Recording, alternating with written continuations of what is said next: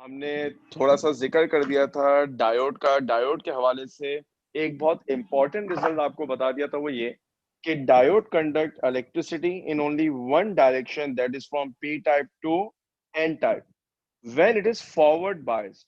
और forward biasing का मतलब भी आपको बता दिया था कि फॉरवर्ड बायसिंग का मतलब क्या होता है कि अगर ये आपके पास डायोड का सिंबल है, उम्मीद है आपको ये पूरी कहानी याद होगी कि वर्टिकल लाइन का मतलब पीएन जंक्शन है, ये जो एरो है ये डायरेक्शन ऑफ करंट बताता है, और ये जो डायरेक्शन ऑफ करंट है ये हमेशा कहाँ से कहाँ होगी, पी से एन, क्योंकि हम हमेशा कन्वेंशनल करंट शो करते हैं। अदरवाइज जो फ्लो है वो तो फ्लो बेसिकली इलेक्ट्रॉन का है जो एन से कहाँ होना चाहिए, पी। ये आपके पास जो है वो डायोड का सिंबल था।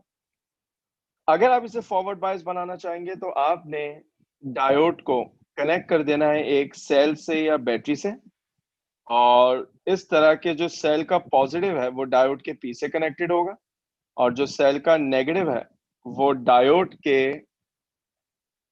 एन से कनेक्टेड होगा। ठीक है, यहां तक की बात वो बात है जो हमने लास्ट टाइम तक पढ़ ली थी। आज हमें डायोड का यूज पढ़ना है, और डायोड का जो सबसे बड़ा यूज आपने ऑलरेडी पढ़ रखा है वो यूज है क्या, रेक्टिफिकेशन।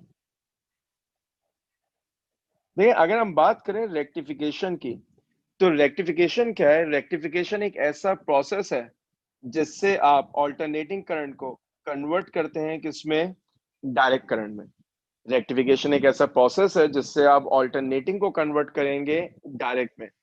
एक ऐसी डिवाइस जो रेक्टिफिकेशन करती है, उस डिवाइस को हम नाम दिया करते हैं क्या, रेक्टिफायर। और जो रेक्टिफायर हम नॉर्मली पढ़ते हैं वो है क्या, डायोड। तो डायोड का सबसे बड़ा जो यूज हमारे नजदीक है वो है फिलहाल डायोड एज ए रेक्टिफायर, यानी डायोड रेक्टिफिकेशन करेगा। और डायोड क्यों रेक्टिफिकेशन करता है? क्योंकि डायोड कंडक्ट करता है electricity from P type to N type if and only if it is forward biased. ये जुमला हमारे लिए जो है वो बहुत इंपॉर्टेंट है। अब फर्ज करें मेरे पास एक ऑल्टरनेटिंग सोर्स है।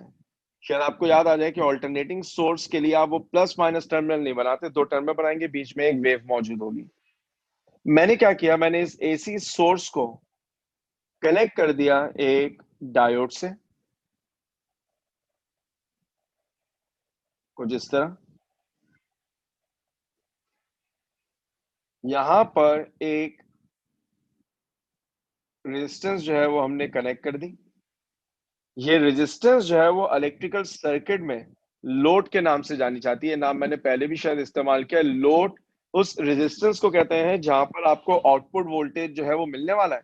लिहाजा आपको जो वोल्टेज है, जैसे मैं वी नॉट कह सकता हूं, वो मुझे इस पॉइंट और इस पॉइंट के दरमियान मिलेगा। यानी इन दो पॉइंट्स के दरमियान जो पोटेंशियल डिफरेंस है वो कहलाएगा आउटपुट वोल्टेज वी नॉट। अच्छा, अब क्योंकि आपने इलेक्ट्रिसिटी पढ़ रखा है तो आप में से हर बच्चा एग्री करेगा सर डायोड और लोड रेजिस्टेंस सीरीज में लगे ना। अगर ये सीरीज में लगे हुए तो series circuit is basically a voltage divider circuit. तो जो टोटल वोल्टेज होगा वो डायोड में और लोड में डिवाइड हो जाएगा। लेकिन हमें एडवांटेज ये है कि डायोड जो है वो बहुत कम वोल्टेज पे चलता है, 0.7 वोल्ट के करीब।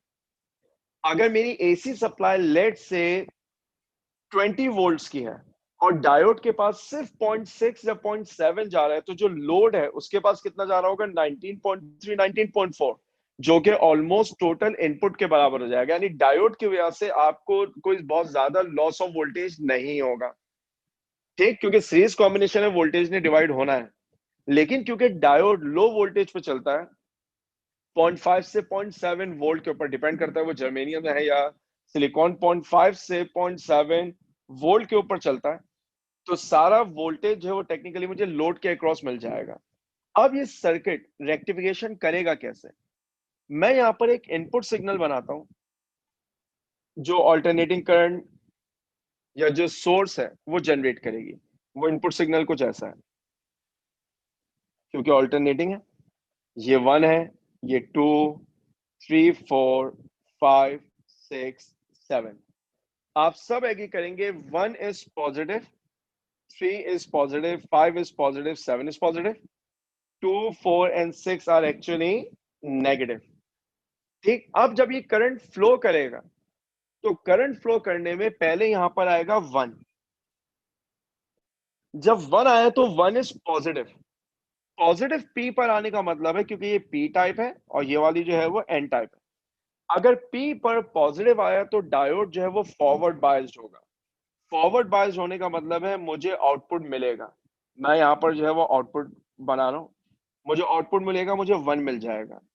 और ऑलमोस्ट वैसा ही 1 मिलेगा जैसा इनपुट पे, क्योंकि मैं बता चुका हूं कि डायोड तो बहुत कम वोल्टेज लेगा। 1 के बाद अब बारी आएगी 2 की। जब ये 2 यहां पर पहुंचेगा तो हमें पता है 2 इज नेगेटिव, यानी अब डायोड के पी पर नेगेटिव आ रहा है। अगर डायोड के पी पर नेगेटिव आएगा तो डायोड फॉरवर्ड बायस्ड होगा या रिवर्स बायस्ड होगा? अगर इसका जवाब आप में से कोई बच्चा बता दें तो मुझे भी लगेगा कि बच्चे पढ़ रहे हैं और मैं पढ़ा रहा हूँ। जी, अगर इनपुट करंट या इनपुट वोल्टेज का 2 वाला पोर्शन डायोड तक पहुंचेगा तो डायोड फॉरवर्ड बायस्ड होगा या रिवर्स बायस्ड होगा? जी सनेजस, रिवर्स बायस हो। रिवर्स बायस होगा। जो डायोड आपके पास होगा वो रिवर्स बायस होगा। रिवर्स बायस का मतलब है मुझे आउटपुट पे कुछ भी नहीं मिलेगा, क्योंकि करंट कंडक्ट नहीं होगा। फिर दोबारा बारी आ जाएगी किसकी? 3 की। जब 3 आएगा तो अब आप देख सकते हैं 3 इज पॉजिटिव, यानी पी पर पॉजिटिव आया, डायोड दोबारा फॉरवर्ड बायस बनेगा, करंट फ्लो करेगा, मुझे यहाँ पर 3 मिल जाएगा। जब बारी आएगी किसकी? 4 की, तो आप एग्री करेंगे 4 इज नेगेटिव, यानी डायोड के पी पर नेगेटिव आएगा, डायोड दोबारा रिवर्स हो जाएगा, मुझे कोई आउटपुट नहीं मिलेगा। फिर 5 की बारी आएगी, मुझे 5 मिल जाएगा, 6 नहीं मिलेगा, और 6 के बाद मुझे 7 मिल जाएगा, यानी मुझे आउटपुट कुछ ऐसा मिल रहा है। अब अगर आप अपनी इनपुट को देखें, जो रेड कलर से वेव बनी हुई है वो साइनसॉइडल है, वो पॉजिटिव और नेगेटिव के दरमियान ऑल्टरनेट कर रही है। लेकिन अगर आप अपने आउटपुट को देखें तो वो पल्सेटिंग है, उसकी वैल्यू चेंज हो रही है, but all the time that voltage और that current will remain in positive cycle. वो सिर्फ पॉजिटिव है। उसके सिर्फ पॉजिटिव होने का मतलब है कि ये जो करंट है ये डायरेक्ट है, और ऐसे डायरेक्ट करंट को हम नाम दिया करते हैं किसका? नॉन स्टेडी डायरेक्ट करंट का। नॉन स्टेडी क्यों कह रहे हैं? क्योंकि करंट होगा फिर नहीं होगा, फिर होगा फिर नहीं होगा। क्योंकि हम ये बात जानते हैं कि wave is a mechanism by which energy travels from one point two another point. तो एक वेव एक सर्टेन अमाउंट ऑफ एनर्जी होती है। अगर आप आधी वेव को रोक देंगे तो इसका मतलब आपको आधा एनर्जी का लॉस हो जाएगा। अगर आप मेरा जुमला समझ पा रहे हैं तो आप मुझे बता सकते हैं कि जो डायोड से आप रेक्टिफिकेशन कर रहे हैं, इस सिस्टम की एफिशिएंसी क्या होनी चाहिए? एफिशिएंसी का मतलब आपको मालूम है, आउटपुट ओवर इनपुट। क्या ये एफिशिएंसी 100% होगी? क्या ये एफिशिएंसी 90% होगी? क्या इस एफिशिएंसी को 50 होना चाहिए, या इसको लेस देन 50 होना चाहिए? अगर अगर कोई बच्चा इस सवाल का जवाब देना चाहे तो नथिंग लाइक इट। जी शाया। सर 50 होनी चाहिए। अच्छा, 50 क्यों होनी चाहिए? सर क्योंकि टोटल इनपुट से हाफ हाफ ही जा रहा है, मतलब बिल्कुल जितना हम चाहते हैं उससे हाफ हाफ जा रहा है अभी करंट, बिल्कुल ठीक। मतलब कम नहीं नहीं जा रहा। सही, तो शायरा जो है वो बिल्कुल सही कहती है। सर आप आधी वेव को जाने दे रहे हैं, आधी वेव को रोक रहे हैं, तो इसका मतलब है आपका जो आउटपुट होगा वो आधा हो जाएगा, यानी एफिशिएंसी 50% होनी चाहिए। लेकिन ये 50 भी बिल्कुल आइडियल कंडीशन है when there is no other loss of energy. हमें मालूम है कि कुछ इनपुट जो है वो डायोड के अक्रॉस फॉल होगा, वायर की रेजिस्टेंस होती है। तो आइडियली ये जो रेक्टिफायर्स होते हैं, ये जो रेक्टिफायर आपके सामने बना हुआ है, जो आधी वेव को रोक लेता है, इस रेक्टिफायर को हम नाम देते हैं क्या? Half wave rectifier. और इस हाफ वेव रेक्टिफायर की एफिशिएंसी 45% के आसपास होनी चाहिए। क्यों? क्योंकि बिल्कुल आइडियल कंडीशन में तो 50% ऐसी नजर आ रही है, और वो 50 से भी क्या हो जाएगी? कम, क्योंकि कुछ वोल्टेज डायोड के अक्रॉस ड्रॉप हो जाएगा, कुछ वायर्स के अंदर ड्रॉप हो जाएगा। तो इसका मतलब जो एफिशिएंसी होगी वो लेस देन 45% होगी। और एनर्जी हमारी नीड है, इसका मतलब है हाफ वेव रेक्टिफिकेशन एक अच्छा प्रोसीजर नहीं है रेक्टिफिकेशन का, क्योंकि आपकी आधी एनर्जी जाया होती है। लिहाजा हमने हाफ वेव रेक्टिफायर के बाद एक और रेक्टिफायर बनाया जिसको हम नाम देते हैं क्या? Full wave rectifier. हमने एक रेक्टिफायर और बनाया जिसको हम नाम देते हैं क्या, फुल वेव रेक्टिफायर। अब फुल वेव रेक्टिफायर, क्योंकि वर्किंग ऐसा जब आपसे जो है वो एप्टीट्यूड में नहीं पूछी जाएगी, लेकिन कुछ बेसिक्स मालूम होनी चाहिए। देखिए ट्रांसफॉर्मर आपने दो पढ़े, एक स्टेप अप एक स्टेप डाउन। स्टेप अप का मतलब ये होता है कि वो वोल्टेज को बढ़ाएगा, स्टेप डाउन का मतलब होता है कि वो वोल्टेज को कम करेगा। एक ट्रांसफॉर्मर और भी है जो आपने इलेक्ट्रॉनिक्स में पढ़ा होगा, वैसे किसी के ध्यान में है कि सर हमने एक ट्रांसफॉर्मर ये भी नाम पढ़ रखा है? अगर आप में से कोई भी बच्चा जो है वो बताना चाहे तो बहुत अच्छी बात है।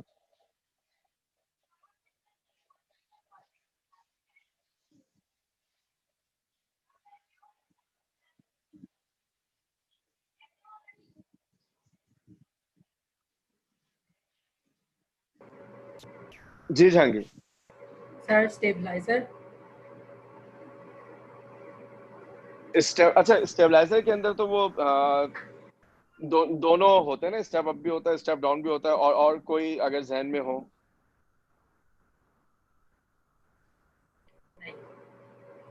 चले मैं बताता हूँ। देखिए मेरा ये ख्याल है कि शायद हिराज उवैस बताना चाहिए थी। जी हिराज।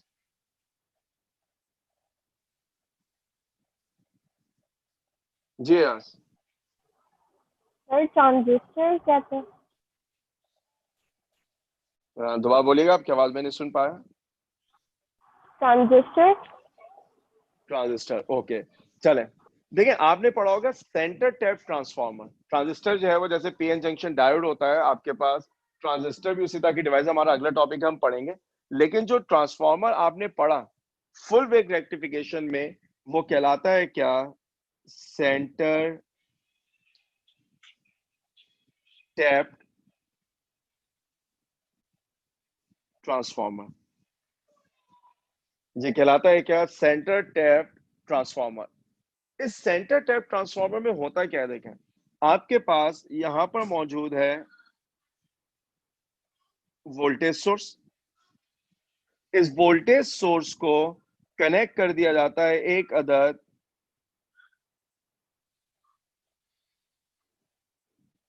ट्रांसफार्मर से। अच्छा, अब हमें याद है कि ट्रांसफार्मर के अंदर आपके पास जो है वो दो तरह के कॉइल होते हैं। एक आपके पास जो है वो प्राइमरी कॉइल होता है और एक आपके पास जो है वो सेकेंडरी कॉइल होता है, ठीक।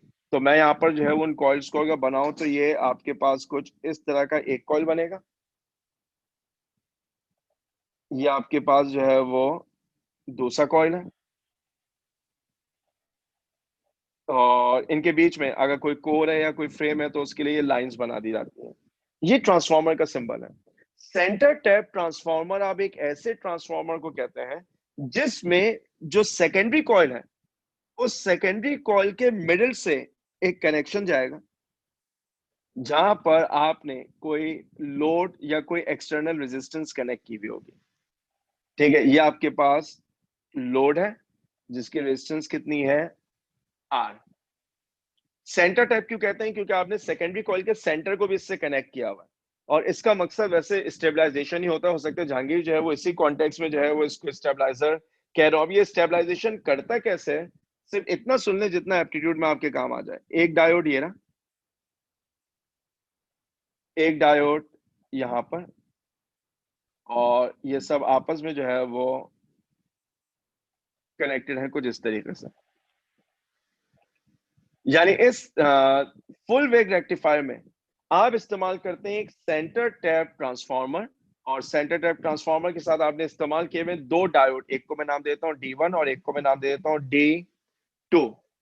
इस सेंटर टैप ट्रांसफार्मर की वजह से अब होना क्या है, सिर्फ इस रिजल्ट को याद कर लीजिए, यही हमारे लिए असल है। बाकी वर्किंग अगर मैं समझा भी दूं तो आपकी किसी काम की नहीं है। जो चीज काम की है वो सुने।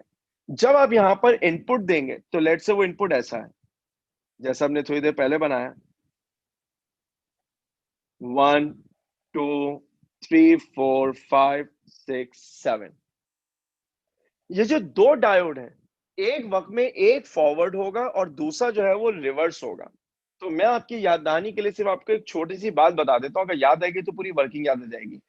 आप ये समझ लें, सेंटर टैप ट्रांसफार्मर की वजह से डायोड 2 को जो भी करंट मिलेगा उसमें फेज रिवर्सल हो चुका होगा।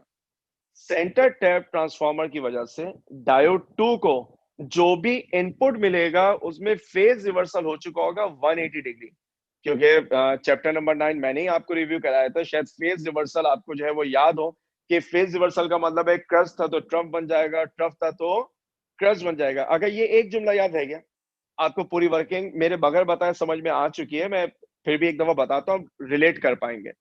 सिर्फ जुमला जो आपने याद रखना है वो ये कि सेंटर टैप ट्रांसफार्मर की वजह से डायोड 2 को जो इनपुट मिलेगा वो 180 फेज रिवर्सल होगा।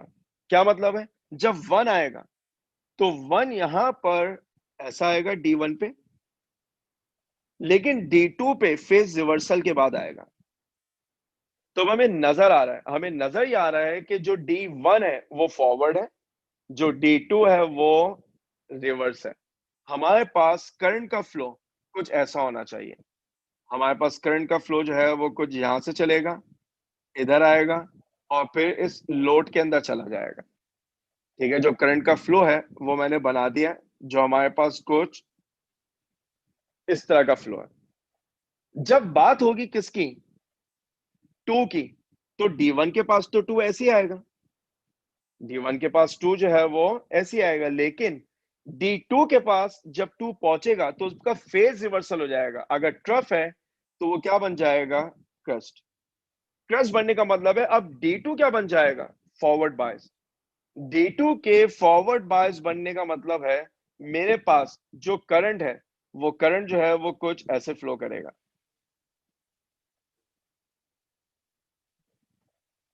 और ऐसे फ्लो करने का मतलब ये हुआ कि ये करंट की डायरेक्शन है। अब आप एग्री करेंगे कि दोनों सूरतों में करंट की डायरेक्शन क्या रहेगी? सेम। यानी अगर मुझे D1 से मिलने वाला करंट राइट टू लेफ्ट है इस तरह, तो जो D2 से करंट मिलेगा वो भी राइट टू लेफ्ट है, वो भी मुझे इस तरह मिलेगा। अब ये सिलसिला चलता रहेगा। जब D1 फॉरवर्ड होगा तो आपको ग्रीन वाला आउटपुट मिल रहा है, जब D2 फॉरवर्ड होगा तो आपको रेड वाला आउटपुट मिल रहा है। इसका मतलब यह है कि अब आपको जो DC मिलेगा ये पहले के मुकाबले में स्टेडी है, ये पहले के मुकाबले में जो है वो स्टेडी है, क्योंकि पहले वाले में तो बीच में गैप आ रहा था। ये रेक्टिफिकेशन आपके पास कहलाती है क्या? Full wave rectification.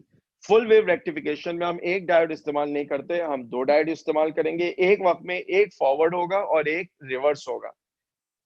तो सबसे इंपॉर्टेंट पॉइंट फिलहाल हमारे लिए ये होगा कि D1 and D2 cannot be forward biased at the same time, or you can say D1 or D2 will be forward biased one at a time, but the direction of current will stay the same। लिहाजा आपको जो output मिलेगा वो एक ही direction में output मिलेगा।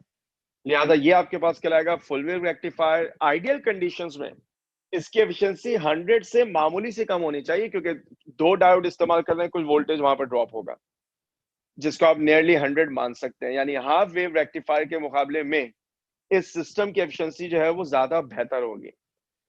अब diode के हवाले से कुछ नाम आपने सुन रखे होंगे, जैसे एक डायोड है जिसको आप नाम देते हैं किसका? Light emitting diode. Light emitting diode क्या है? जब करंट पास होता है तो इसमें से लाइट जनरेट होती है। Light emitting diode works in the region of forward biasing. अगर आप चाहते हैं कि लाइट इमिटिंग डायोड अपना काम पूरा करे तो वो फॉरवर्ड बायस होता है। ठीक इसी तरीके से शायद आपके जो है वो जहन में मौजूद हो कि एक डायोड होता था जिसको हम नाम देते थे फोटो डायोड। ठीक है, जिसको हम नाम देते थे किसका? फोटो डायोड का। अगर आप बात करते हैं फोटो डायोड की, तो फोटो डायोड वो डायोड है जो रिवर्स बायस मोड में चलते हैं। देखिए मैंने जो डायोड आपको बताया ना, ये कॉमन डायोड है। कुछ डायोड ऐसे भी होते हैं जो रिवर्स बायस मोड में चलते हैं, हमारा टॉपिक नहीं है, लेकिन आपको पता होना चाहिए कि generally speaking diode conduct electricity in one direction when it is forward bias. ये जुमला एक नॉर्मल डायोड के लिए, डायोड की एक टाइप होती है जीना डायोड कहलाती है, जो रिवर्स बायस मोड में भी चलते हैं। और अगर आपने मॉडर्न फिजिक्स या न्यूक्लियर फिजिक्स पढ़ रखी है, तो मुझे ऐसा लगता है कि कहीं ना कहीं आपने एक डिवाइस पढ़ी होगी जिसका नाम था सॉलिड स्टेट डिटेक्टर। किसे नाम पहले कभी सुना है?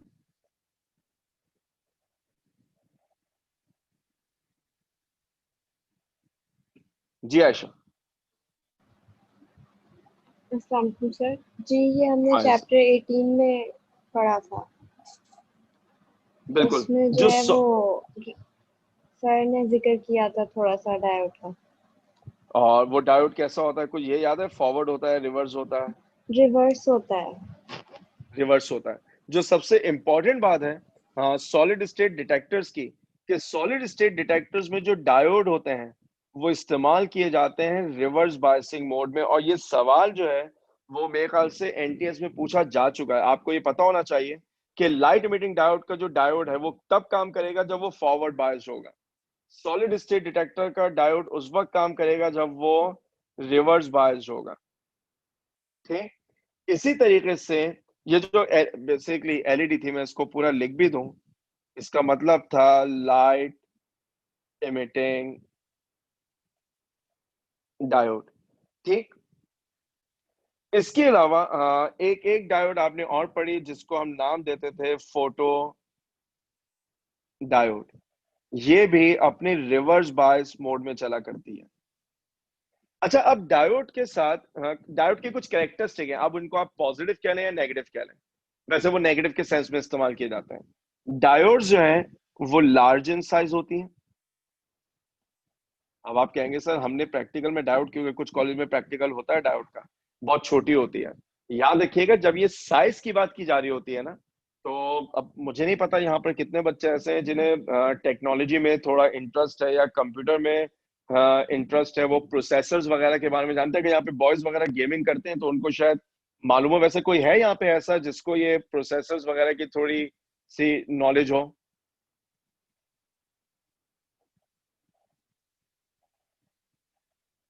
अच्छा, मेरे ख्याल से पता सबको होगा, शायद कोई बताना नहीं चाह रहा। ये लार्ज साइज जो है ना, इससे ये मत समझिएगा कि कोई कमरे के बराबर होगा। ये अगर 1 सेंटीमीटर का भी है ना तो ये बहुत बड़ा है। उसका रीजन ये है कि आजकल जो ट्रांजिस्टर्स इस्तेमाल किए जाते हैं प्रोसेसर बनाने के लिए, उनका साइज जो है वो नैनोमीटर्स में होता है, 10⁻⁹। तो अगर आप 10⁻⁹ को सेंटीमीटर बना दे तो वो 10⁻⁷ बनेगा। यानी जो ट्रांजिस्टर आजकल इस्तेमाल होते हैं उनका साइज 10⁻⁷ है। और जो डायोड है वो 1 सेंटीमीटर का है।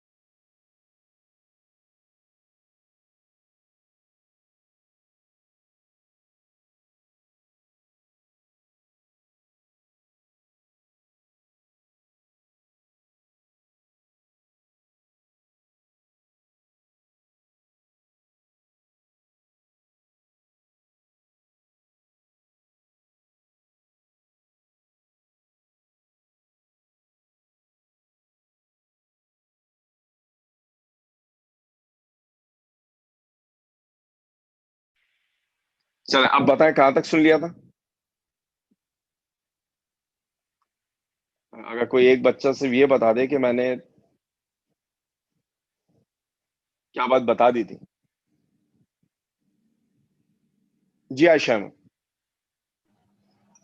सर आपने वो लार्ज इन साइज वाली बात एक्सप्लेन की थी, उसके बाद से कुछ भी नहीं सुना। अच्छा, ये हाई वोल्टेज और हीट वाली नहीं सुनी। नहीं सर। चले ये मैं बता देता हूँ। देखिए डायोड के लिए मैंने आपको बता दिया लार्ज इन साइज, और वो मैंने ट्रांजिस्टर से कंपैरिजन करके बता दिया था कि वो कंपैरिजन में वोल्टेज जो होता है डायोड जो है मैंने कहा हाई वोल्टेज यूज करता है। अब आप बोलेंगे सर डायोड तो बेचारा मासूम सा है, 0.5 और 0.7 वोल्ट पे तो चलता है। बात यह है कि जो ट्रांजिस्टर्स हैं वो इससे कम वोल्टेज पे चल जाते हैं, क्योंकि डायोड ट्रांजिस्टर के मुकाबले में ज्यादा वोल्टेज लेता है। तो ज्यादा वोल्टेज का मतलब है ज्यादा हीट डिसिपेट करेगा।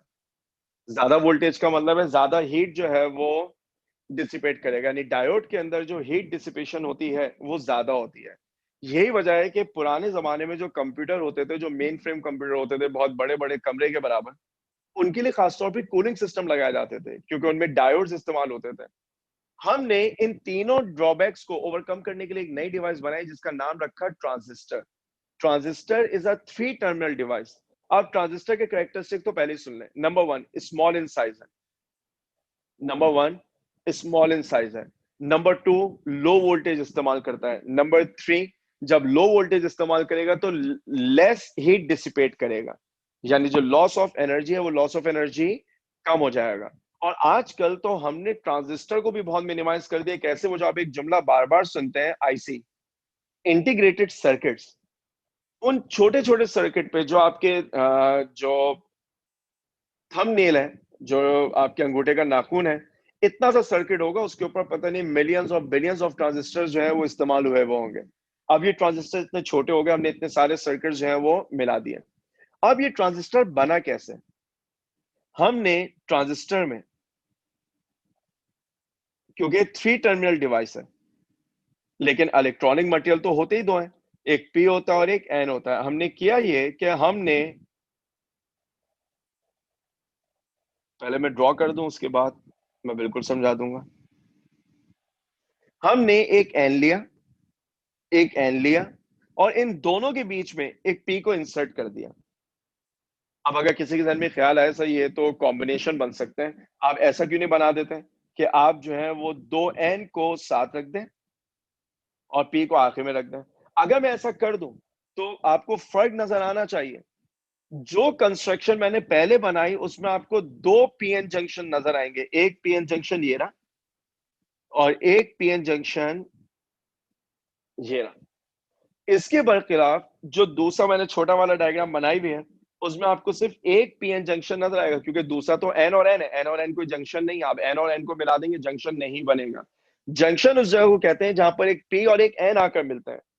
तो जब आप ट्रांजिस्टर बनाएंगे तो आप या तो दो एन के दरमियान एक पी को सैंडविच करने वाले हैं, या फिर आप दो पीस के दरमियान एक एन को क्या करेंगे, सैंडविच। यानी सूरत हाल जो है वो कुछ ऐसी बननी चाहिए।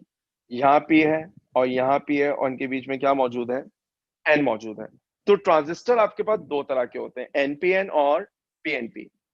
अब इस कंपोजिशन में आपने एक चीज नोट कर ली होगी, वो नोट आपने ये कर ली होगी कि मैंने दोनों एन की विड्थ को ज्यादा बनाया है और मैंने पी की विड्थ को जो है वो कम रखा है। मैंने दोनों एन की विड्थ को ज्यादा बनाया है और पी की विड्थ को कम रखा है। क्यों? ये जो विड्थ है, विड्थ ऑफ एन और P, it actually represents level of doping। ये जो विड्थ है ये आपको लेवल ऑफ डोपिंग बताती है। जब मैं जुमला इस्तेमाल करता हूं लेवल ऑफ डोपिंग, तो लेवल ऑफ डोपिंग से मेरी मुराद क्या है कि कितना ज्यादा आपने डोप किया। अब कॉमन सेंस इस्तेमाल कर लें, जो एन है उसकी विड्थ ज्यादा है, इसका मतलब इसके अंदर लेवल ऑफ डोपिंग ज्यादा है। लेवल ऑफ डोपिंग ज्यादा होने का मतलब इसके अंदर इलेक्ट्रॉन ज्यादा होंगे। पी की विड्थ कम है, इसका मतलब इसके अंदर लेवल ऑफ डोपिंग कम है। लेवल ऑफ डोपिंग कम होने का मतलब इसके अंदर होल्स कम होंगे। होगा ये कि जो इलेक्ट्रॉन्स हैं वो इस एन में बहुत ज्यादा है, वो यहां से चलेंगे पी की तरफ, वो यहां से चलेंगे पी की तरफ। अब आप इस बात को एग्री करेंगे कि सर अगर मैं एन और एन को मिला देता तो दोनों एन के अंदर इलेक्ट्रॉन ही होते हैं, वो हाई वोल्ट पोटेंशियल और लो पोटेंशियल वाला सेटअप ही नहीं बनता, इलेक्ट्रॉन फ्लो नहीं करता, क्योंकि एन और पी को मिलाने से एन के अंदर इलेक्ट्रॉन ज्यादा है, पी के अंदर होल मौजूद है, एक लो पोटेंशियल है, एक हाई पोटेंशियल है, इलेक्ट्रॉन फ्लो करेगा। यही वजह है कि इस पी को नाम दिया जाता है किसका, बेस का, क्योंकि ये वो बुनियाद है जिसकी वजह से इलेक्ट्रॉन फ्लो करेगा। और इस पहले वाले एन को हम नाम देते हैं किसका, एमिटर का, क्योंकि यहां से इलेक्ट्रॉन चलेगा। अब क्योंकि पी की डोपिंग कम है, पी के अंदर होल्स कम है, अगर एन से 100 इलेक्ट्रॉन चले थे तो 100 में से 20 इलेक्ट्रॉन होल में जाकर ट्रैप हो जाएंगे, बाकी जो 80 इलेक्ट्रॉन है वो इधर पहुंचेंगे। इसका नाम हम रखते हैं क्या, कलेक्टर, क्योंकि इलेक्ट्रॉन को क्या करेगा, कलेक्ट करेगा। इसका नाम हमने रखा हुआ है क्या, कलेक्टर। तो अब यहां पर 3 करंट्स होते हैं, एक कहलाता है इमीटर करंट, एक कहलाता है बेस करंट और एक कहलाता है कलेक्टर करंट।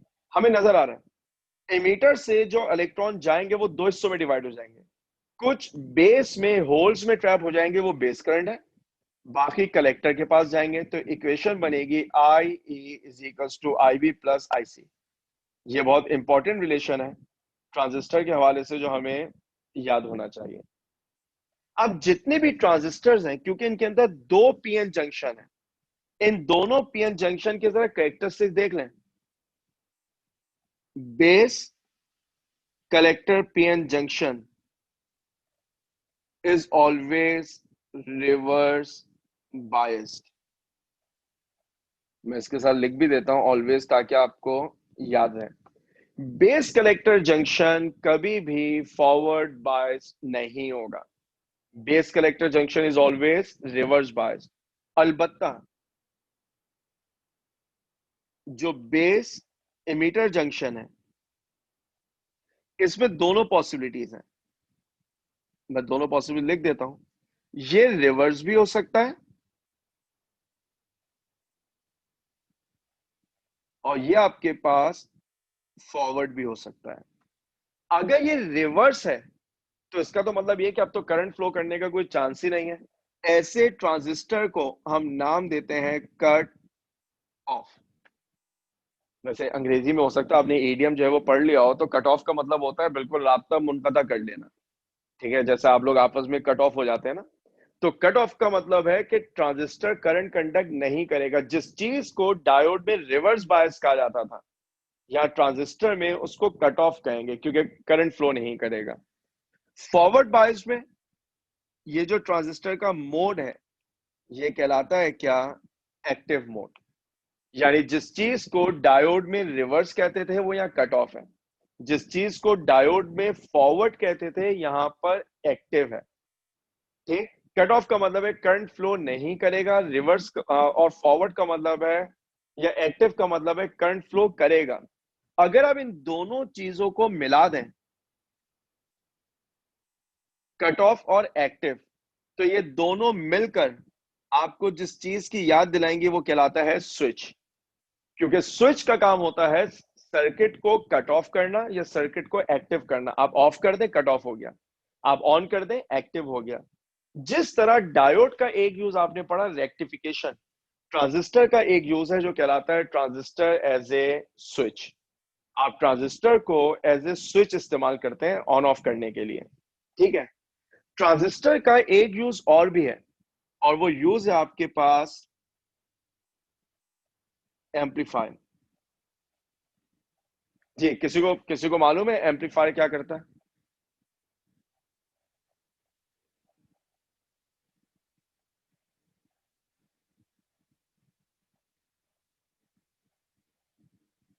ये मैंने सवाल किया किसी देखिए, नाम से जाहिर है, कम से कम अगर मैं सवाल इसलिए करता हूँ ताकि मुझे इत्मीनान हो रहा होता है कि आप लोग मुझे सुन रहे हैं। जी, एम्पलीफायर क्या करता है?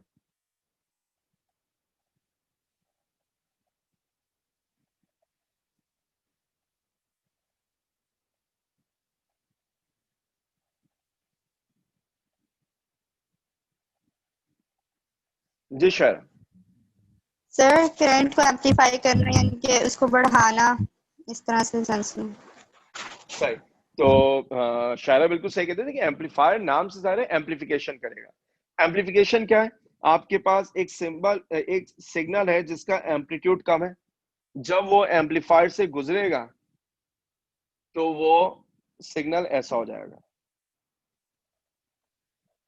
अब आप में से कोई ऑफेंसिव फील ना करे, लेकिन अब मैं क्लास में पढ़ाता था तो मैं ये बच्चों को सिर्फ एक एग्जाम्पल देता था कि जैसे खवातीन जो है वो बातों को एम्पलीफाई कर देती हैं। आप उन्हें कोई छोटी सी बात बताएंगे, वो आगे जब तक जाएगी ना तो उसका एम्पलीट्यूड जो है वो ठीक ठाक बड़ा हो चुका होगा, क्योंकि उसके अंदर कोई दो तीन नहीं बल्कि कोई अच्छे खासे लवाजमात ऐड किए जा चुके होंगे। तो जो एम्पलीफायर है उसका काम है एम्पलीफिकेशन करना, एम्पलीट्यूड को बढ़ा देना। आज आप कराची में रहते हैं, अभी थोड़े दिन पहले कराची में बारिश हुई और उसका नतीजा ये निकला कि वो बच्चे जो ऑनलाइन क्लासेस की वजह से फंसे थे, ऑनलाइन क्लासेस नहीं हुई। क्यों?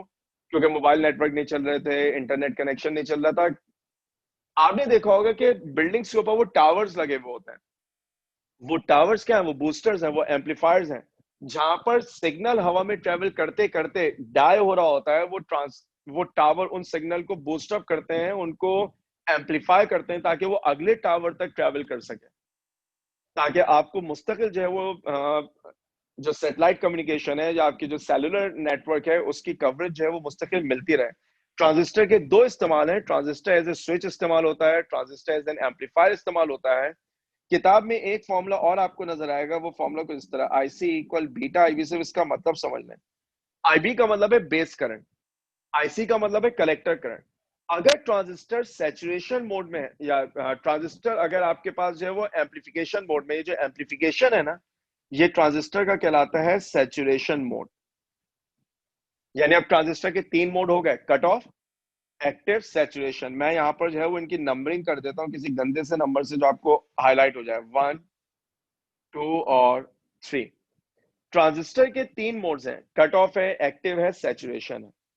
कहते हैं कि अगर आप बेस करंट को मामूली सा चेंज करें तो कलेक्टर करंट में आपको बहुत ज्यादा चेंज नजर आता है। अगर आप बेस करंट को मामूली सा चेंज करें तो आपको कलेक्टर करंट में बहुत ज्यादा चेंज नजर आता है। ये जो बीटा ये कहलाता है करंट गेन। मेरा ख्याल है कि किसी एक साल जो है वो NTS में ये बीटा जो है वो पूछ लिया गया है। ये करंट गेन कहलाता है। और इस करंट गेन का मतलब क्या होता है कि आप जो है वो IC को डिवाइड कर देंगे किससे, IB से। इसकी वैल्यू हंड्रेड्स में होती है, 500। इसका क्या मतलब है? अगर मैंने बेस करंट में 1 एम्पियर का इजाफा किया तो कलेक्टर करंट में 500 एम्पियर का इजाफा हो जाना चाहिए, क्योंकि बेस बीटा जो है वो 500 400 इस तरह हुआ करता है। हमें ट्रांजिस्टर के लिए सिर्फ इतनी बात जो है वो मालूम होनी चाहिए।